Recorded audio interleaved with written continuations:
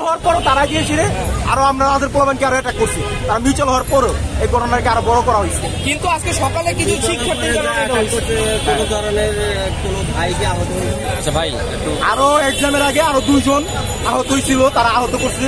তাদেরকে আমরা মানে টুকটাক আমরা পানি খাওয়ায় বরফ দিয়ে ইয়ে করে তাদেরকে এক্সাম দেওয়া হয়েছি। আর এক্সামের পরে আরো বিভিন্ন আরো 4-5 জন আহত হয়েছে ইটপাট খেলে।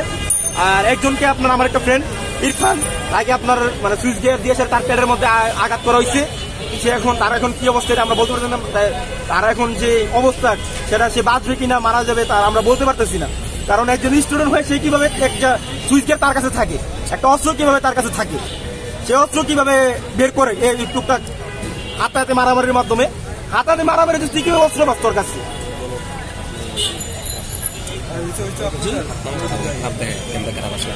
আমার হাতে অ্যাক্সিডেন্ট হয়েছে, আমার হাতেও ব্যথা।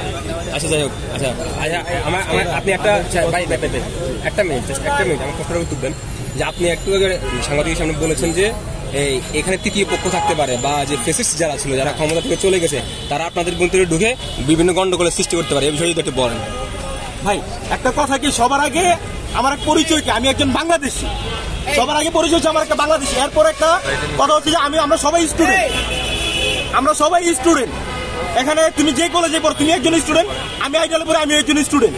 এখন কথা হচ্ছে যে আমরা যদি মারামারি করি এর ফায়দাটা কে লুটবে? বুঝলাম না। তারাই তো লুটবে, যারা রাজনীতির মাধ্যমে রাজনীতির মধ্যে আছে তারাই তো মানে সুবিধাটা লুটবে, তারাই তো সুবিধা নিবে। আমরা যদি মারামারি করি আমাদের বাবা মার লস, আমাদের নিজেদের লস, আমার বাবা মার টাকা খরচ করে আমাদের পড়াশোনা করে গেছে, লসকার আমাদেরই তো। আমরা মারামারি করতেছি, আমাদের লস না। তৃতীয় পক্ষ আর তৃতীয় পক্ষ হচ্ছে যারা রাজনীতিবিদ আছে, আওয়ামী লীগ বিএনপি যারা আছে, তারাই তো আপনার সুবিধাটা নিবে, সুবিধা তারাই নিবে। আমরা মারামারি আমাদের লাভ কি? আমাদের লস। মারামারি